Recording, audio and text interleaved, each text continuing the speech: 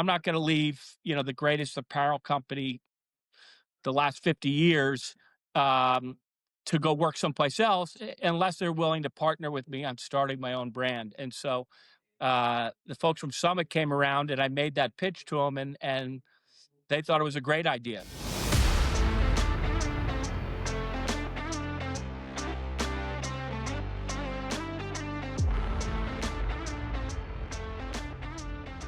Ladies and gentlemen, welcome to another episode and another season of the Whole Story Podcast. Season 4, Jonathan. Welcome. New season.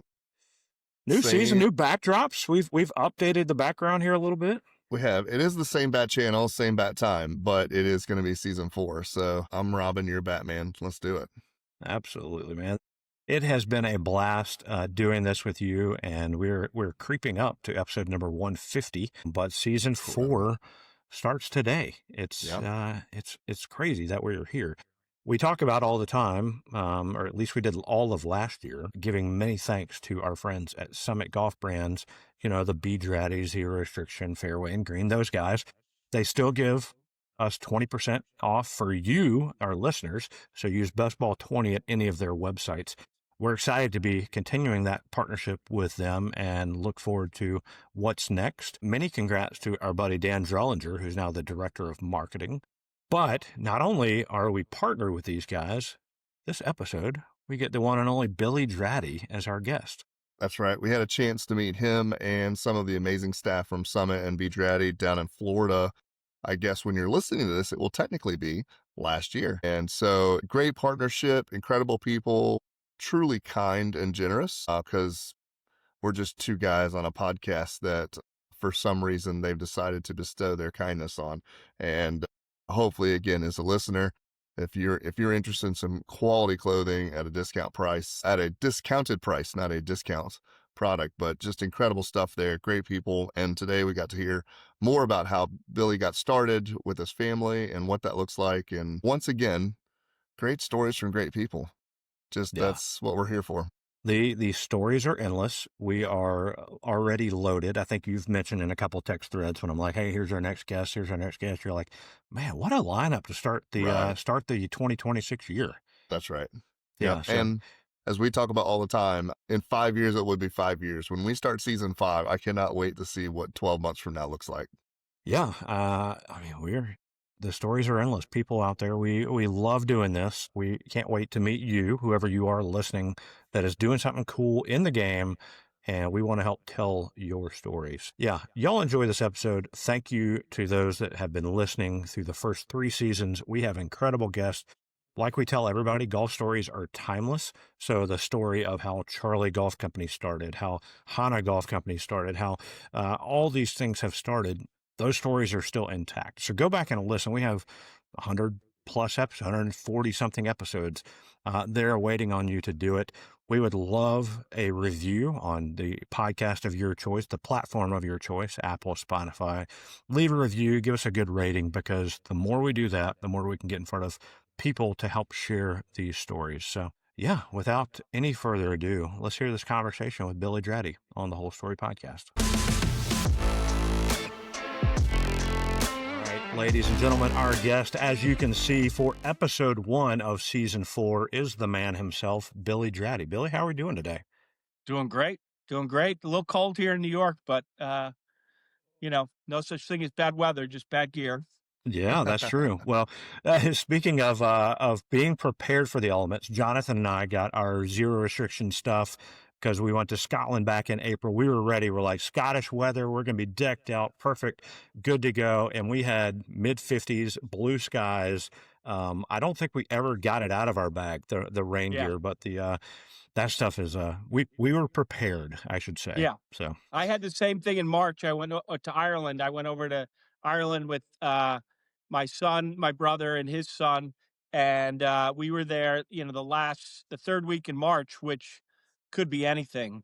And we had nothing but sunny skies. The only thing we put on was a beanie. We didn't need any rain gear. It was great. Yeah. Well, we're not going to complain when the weather is nice for sure. But Yeah. again, we appreciate you coming on. What we like to do with our guests is one, hear your story in golf, kind of how golf has been a part of your life, and then obviously you are doing some great things in the game and around the game. But let's start. Let's start with you. When did golf become a thing? Well, I grew up around golf. My dad was a golfer, and and we were members at a golf club. But I was always more interested in football, basketball, and baseball. But my my parents kind of made me do the clinics. They would have clinics once or twice a week for the juniors, and and it was actually great advice because it gave you the basics. And so once I got, by the time I was about 12, I started to like it. And so kind of like whenever baseball season ended and before football season would start, I would play golf, for probably for 2 straight weeks every day or something like that. Um, and so my game got to be pretty decent, but never I might have played. I played on the junior golf team for a year, but never really anything aside from that. I don't think my handicap ever got below an 8 or a 9. So, but I always loved the game. I also caddied at the same time, and I think I developed a bigger appreciation for the game caddying than I did actually probably playing it. It was always so interesting to be around people and help people, through their round, but also just kind of be part of the conversation, in a round of four guys or four women. And yeah, I just always enjoyed caddying really as much as anything. What was your other best sport? Were you an all-star, all-American football player or Played football No, in college. all the other males in my family were football players. My dad played at Michigan State and tried out for the Giants. My grandfather was an All-American football player at Manhattan College, and my brother was an All-American football player at Holy Cross. So I'm actually a complete failure in my family as a football player. But anything that I could do kind of standing still, I was good at. So pitching and shooting a basketball. Um, I'm pretty slow and very white, and the stuff where I could kind of stand still, I was good at. You were just preparing for as we all get older, the standing still sports are what really matters today, right? Yeah, yeah, like curling. Like I haven't even started my curling career yet, but I'm really looking forward to it. It's coming. The Olympics are That coming, looks like right? a good time. Yeah. Well, you are also, speaking of family, you have created a family business and been a part of multi generations of apparel business, correct? Yes, yeah. I'm the third generation in my family to sell clothing to a golf pro, and yeah, I mean, it's one of those things that when you kind of grow up around it, you don't realize how much you're learning as you go along. But there was always like a full sample set in my basement, and I knew how to put together a rolling rack by the time I was 10. And yeah, I was just constantly around it, and I remember the conversations that were had in when the family got together. So yeah, I always kind of picked up on it. And then when I went away to college, I started working on Newbury Street in Boston, and that's when I kind of started my career. how do you take all that experience and still sort of press forward without just leaning on your learning curve? Because you could, at some point, probably just be like, you know what, I've been around this long enough. I can just do what I'm doing right now. But obviously, you keep trying to push forward and come up with different ideas. Yeah, well, I think it really comes down to my first job in design was designing outerwear, and outerwear is this constant pursuit for innovation. Whether it be through fabrics or construction or whatever. That kind of like desire to evolve, and we've seen in our lifetime a great evolution in golf outerwear. But we're having worked for Timberland. They were in the outdoor industry, and it was always just inspiring to try and create true function into garments. And Timberland had a great heritage of that, with their boots and everything like that. That yellow boot was the first waterproof work boot. and all the different things they did with boat shoes and stuff like that. It was always really inspiring to kind of build, function into something that maybe looks just like what my dad wore or my grandfather wore. Have you picked up, seeing that they have done it in the past, have you picked up and tried to implement some of the maybe previous designs, previous Oh looks? yeah, oh yeah. The Draddy, our polo shirt was modeled after a style that at the time Sevi Ballesteros was wearing when he was sponsored by Eyes on Lacoste, and we added a self collar to it. It had a Nick collar to it, but the pocket with at that time it had the gator in the top corner of it. So that was a takeoff of a style that I grew up with. Yeah, so you know there's not a lot of newness in the world. Everything is kind of comes in cycles. So that's part of the job is kind of remembering what was good about certain eras and bringing that back. But you always have to add something to it. You can't take the Pickering shirt that the pros were wearing in the '80s and just bring that back as is. The collar has to be different. The proportions are different. It comes back, but it's never exactly in the same way. How have you seen that evolution in relationship to the technology, the type of materials that you can work with now? And then obviously, I mean, I'm assuming at some point there were the hidden seams and all the different ways that you can make the product better. Like you said, more functional, but still carrying the same type of look that you're going for. Yeah, well, like all of Fuzzy Zeller just died, and all of those Aureus shirts that he wore and all those were, cotton poly blends, and so that was kind of like that was performance golf before anyone knew to call it performance golf. Um, and the real evolution I think in the polo shirts is now that the tech fabrics don't actually feel like the sport fabrics of old. The sport fabrics of old look like they either belonged in a nightclub or a health club, not a country club. And now they're the way they take color is different. The way they perform is different.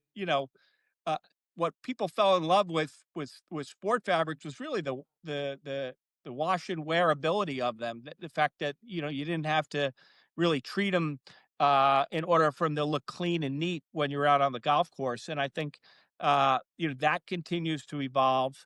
And so it's by the way, it makes my job a lot more fun when you're trying to find newness in everything. Otherwise, a polo shirt is a polo shirt is a polo shirt. Well, you seem to be having some fun with it. Let's talk about Summit Golf Brands and the different components of that. One, let's start with B Draddy. I mean, it's got your name on it, and I Yeah. know it's your brainchild. But let's start there. How did you decide, after being in the industry for a while in the apparel industry, that it was time to put your name on something? Well, I had thought about it since I remember thinking about it when I was young, and thinking that I would love to create a better polo shirt, and at the time, I was wearing Eyes on Lacoste shirts and those were the standard, and they're still an incredible product. It's a product that has lasted, 70 years at this point. Um, but that was always in the back of my mind. And when I started in golf, I left the outdoor industry and started in golf. I didn't. There wasn't really a shirt that I loved out there. There was the double mercerized shirt which I was designing at Bobby Jones, and at soon after that, Fairway and Green came around, and Peter Millar came around selling that same type product, and that never really felt like what I wanted to be wearing. Um, the mercerization that they were doing at that time, it almost made the shirt not perform. The mercerization burns they burn the hair off of the cotton fiber with caustic soda, and that made it feel very silky. But what it also did was once you started sweating, it would get super saturated immediately. So there's like a generation of golfers that literally their pre-shot routine is like pull the oversized shirt over my shoulder, get the stickiness off of my back. Now I can start my swing. So it just didn't make sense to me. But at the same time, like I said, when tech came in, it was all through the eyes of the athletic companies, Nike and Adidas. That also didn't feel right to me. So, my thought was, long before there were ever technical fabrics, people wore cotton all the time to be active in. And the mercerization that was happening in golf at that time kind of ruined the performance of golf. Um, and so I felt like if you just kept cotton in its natural state, and eventually what we did is we also added some spandex to it, which gave it a little bit more body so that it looked neater. It made it also easy care, as we talked about. Um, but what it also did, it was familiar to the people that have been wearing sport fabrics to have that stretch. Um, and so we incorporated, kind of the stretch that everyone had been falling in love with, and the wash and wear ability that everyone had been falling in love with the sport products, with an exceptional Peruvian Pima cotton, which you're not going to find anything softer or better out anywhere in the world.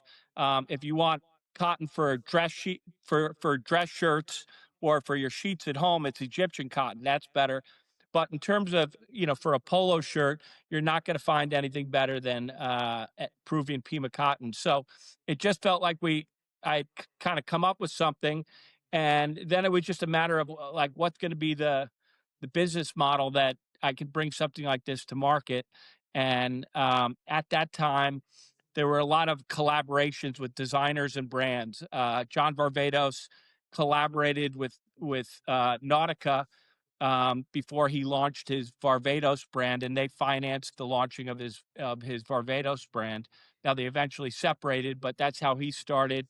There were other collaborations like that going on. So I just said, at the time I was working for Polo, I'm not going to leave, the greatest apparel company the last 50 years to go work someplace else unless they're willing to partner with me on starting my own brand. And so the folks from Summit came around and I made that pitch to them, and they thought it was a great idea. So, we relaunched Fairway and Zero for like 2.5 years, got them heading in the right direction. Then in 2013, 2012, we started working on the product, but the 2013 PGA show, we launched the product.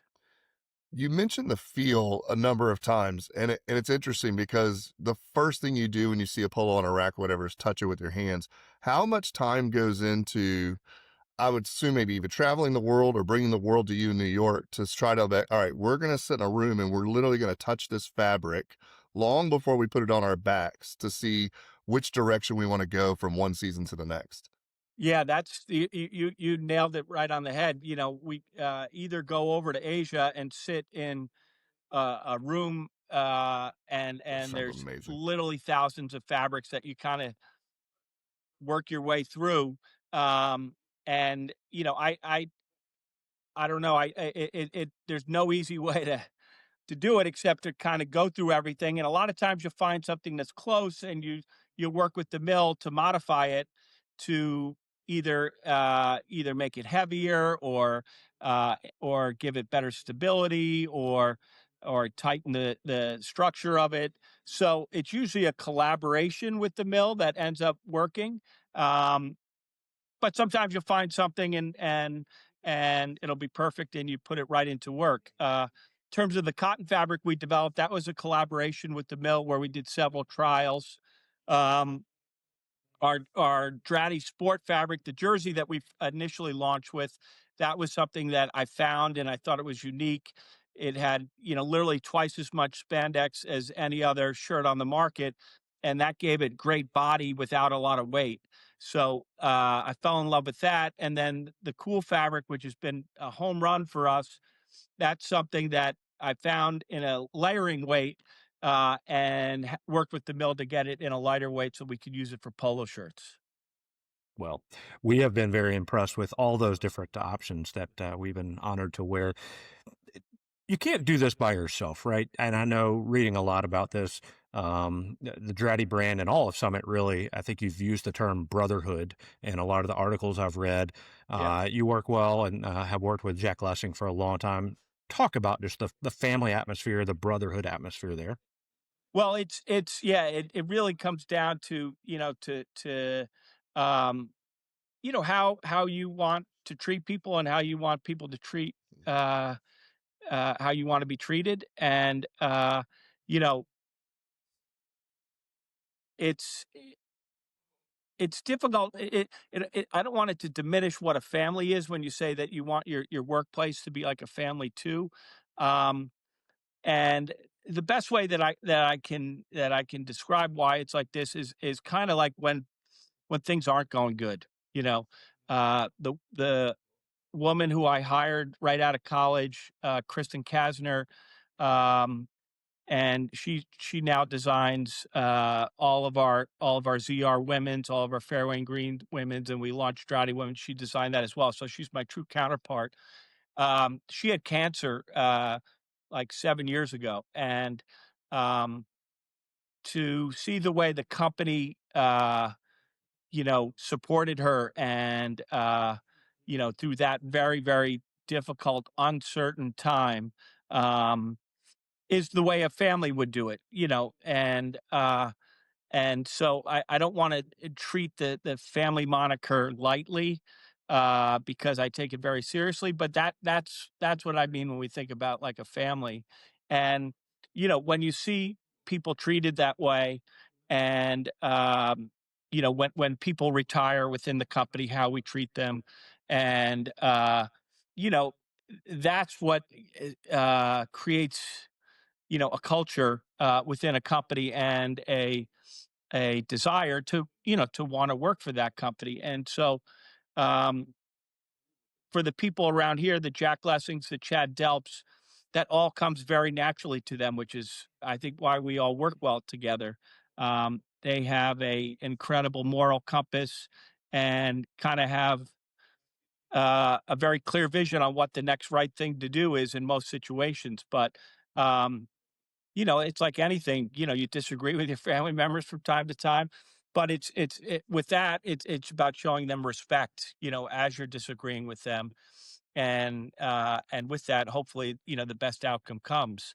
Um, you know, Yeah, well, it seems from the outside, at least watching that that family relationship has worked very well. And I mean, Jonathan and I talk about this like we're best of friends, and we're not related, but we feel like brothers. And yeah. anybody you work with, like you said, if you can treat it like family, the typically most of the time the outcome is going to be greater than trying to do it by yourself or just doing it with supposedly the best of the best. Well, big news from you guys. Y'all are going to be sponsoring or the official clothing brand again of the President's Cup and then the next two Solheim Cups. How important or what is that like to earn the opportunity to one, outfit these professional players? And we can talk a little bit later about just the ones you already represent, but these teams that you represent the country to go play in these events. Well, I mean, from a company standpoint, it's the ultimate honor because the reasons why we are being selected aren't just because of the product that we make. It's as much about how we execute on delivering the product on time, uh, on it. On it being the right presentation, on our ability to react when they need things, reorders, stuff like that.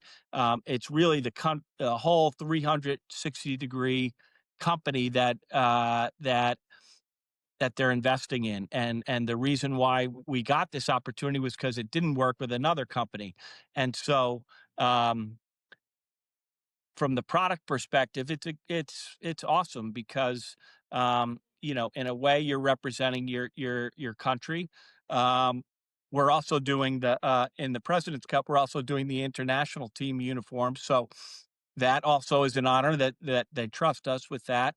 So and then to see it on the greatest players in the world is really you'd never get tired of it. It's and you see them all at once in your gear.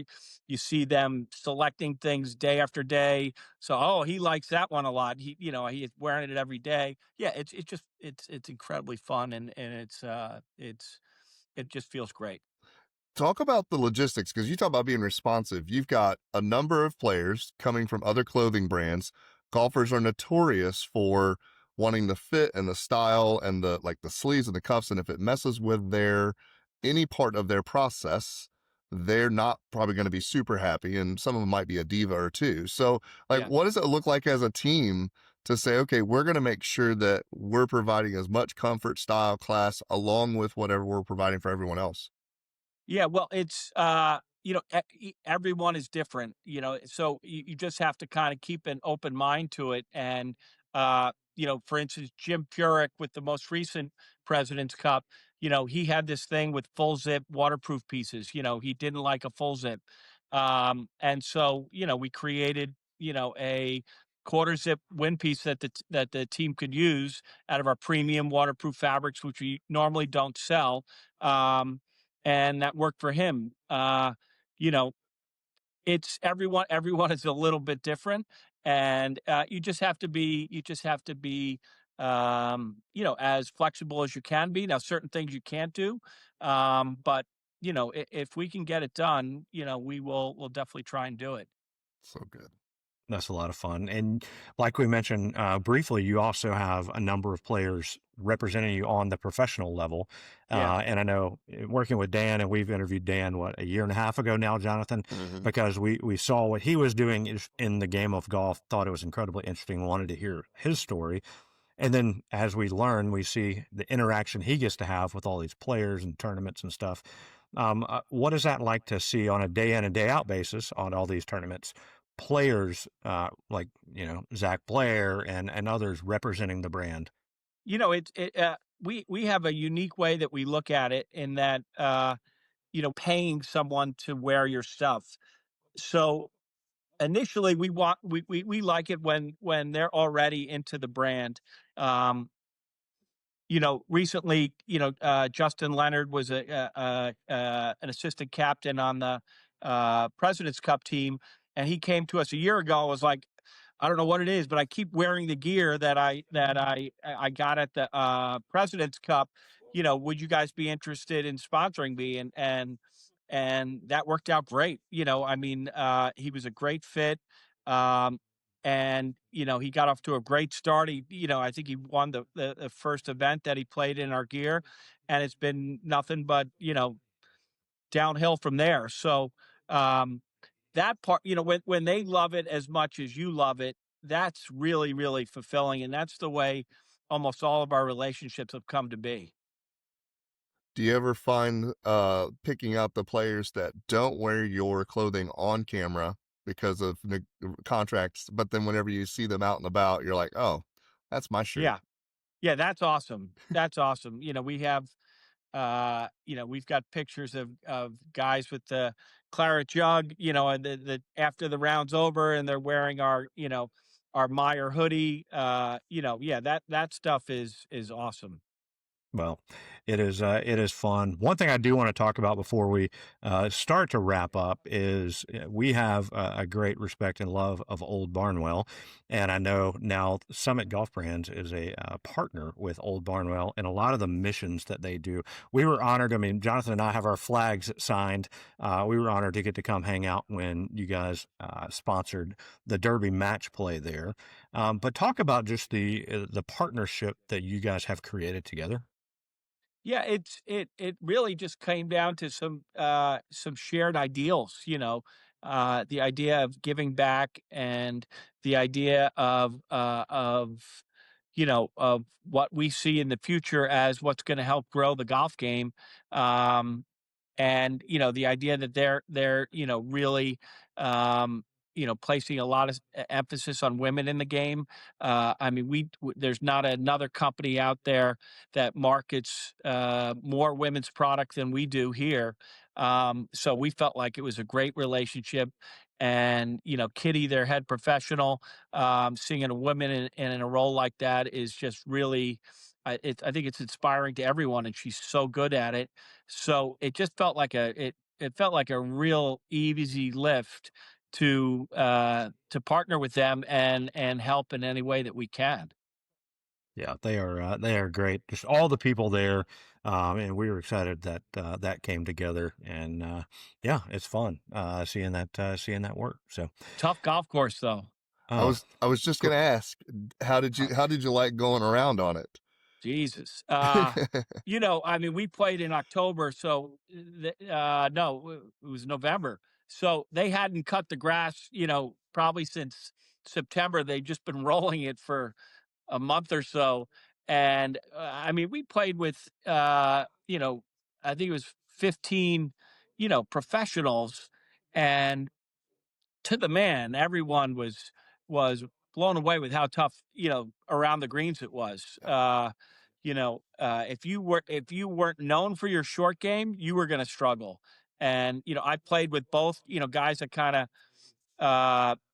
were better off the tee and better with their approaches. And then the guys that really had the great short game. And it was the guys that really had the great short game that really played well that week. But yeah, there was a lot of kind of head scratching moments when, where you hit a chip that you think is good. And because it's off by a yard, all of a sudden you're, in a bunker and Well, there's a few of those fighting greens. for your life. There's a yeah, few of those greens you miss it by a yard, and you're still on the green. You're just in a completely different place you didn't want to be. Oh, yeah. yeah, Oh, yeah. And yeah. I think when we were there, I think the greenskeeper had fun putting us in some pin positions that certainly the amateurs didn't appreciate. Me being one of them. That's fun. Yeah, great place. The kids' course is amazing as well, and then Oh yeah, the so much Gilroy fun. is going to be just as good, if not better, from what I hear. So, Yeah. yeah, great spot, and I am glad it's an hour away from my house. So, Yeah, yep, that sounds awesome. and a friend that's a member, and obviously the kindness of all the people there. That's right. Yeah. Well, as we start to wrap up, one question we ask all our guests is, "What is the story of your most memorable golf shot?" Oh, so my sister was getting married. This is, I guess, 20, probably like 25 years ago. My sister was getting married, and so her future husband, he wanted to, have his groomsmen and a couple of his buddies, you know, play at Winged Foot with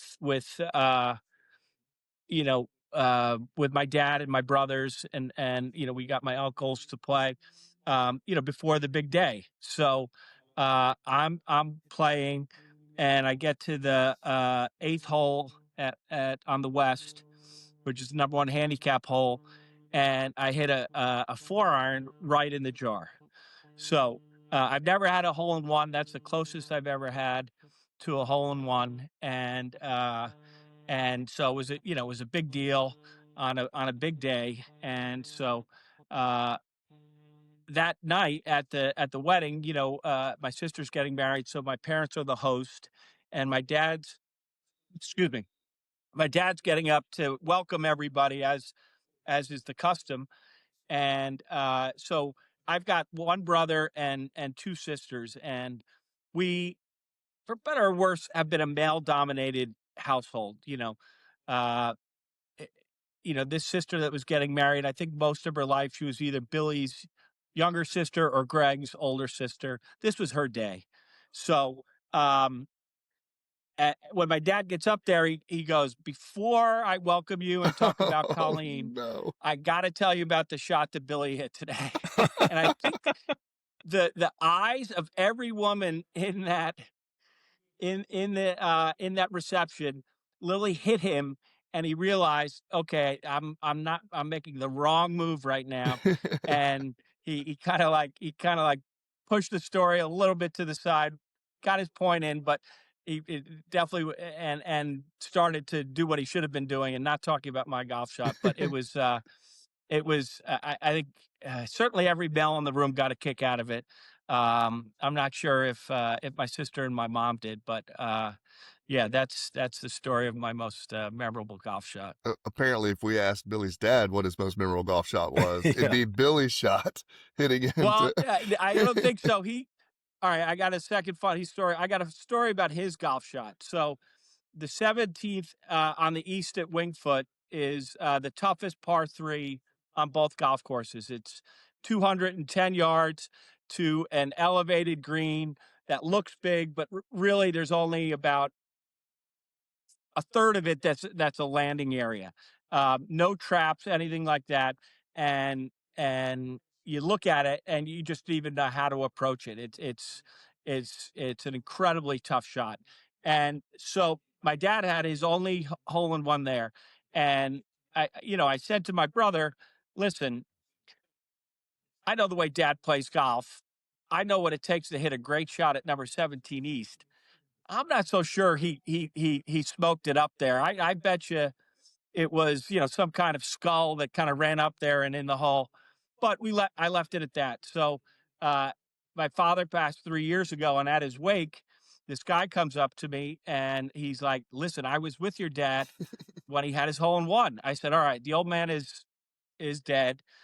All due respect, but tell me, I've always had this theory that he didn't have the game to hit the shot at 17, that he must have sculled it up." And he kind of looked a couple of times. He goes, "Oh, he fucking sculled it. He fucking sculled the shit out of it." He goes, he had cursed 3 times before the ball even got to the green. And then we were playing with another group in front of us, and we had to make up a story about the shot so that it wasn't he sculled it on the into the hole. It was he hit this beautiful soft fade that found its way to the hole. So that's his best shot. Oh man, that's so funny. That's fantastic. Very nice. Well, Jonathan, why don't you jump into our quick nine here? Yeah, so this one, I'm assuming you'll have a few to choose from. What is the favorite course that you've ever played? St. Andrews in the world, and Fisher's Island in the States. Mm. Great choices. What is your bucket list course? The one at the very top. I think Marion. Ooh, Very nice. Yeah. we were just talking about that. All right. What is the favorite course that you have that no one knows about? People have heard of Wingfoot, so don't pick that one. Yes, yeah. Uh, I think maybe Knickerbocker in northern New Jersey. Okay. Add it to the All right. list. What is your dream foursome? And this could be anybody, dead, alive, whoever you want. Oh God, I would think it would be my dad, my grandfather. It's tough to keep my own kids out of it, but I would say my dad, my grandfather, my brother, and I. Yeah. Okay. That's a good Well, one. we'll put your kids in the group behind you. That's Yeah. right. What is you were talking about having a good needing a good short game in order to play Old Barnwell. What is your golf kryptonite? Oh God, sometimes it's putting, but it hasn't been the last year or so. Yeah, I would say that what's given me the most trouble is my own head. Mm. That is, I think, everybody's kryptonite. Yeah. Yeah.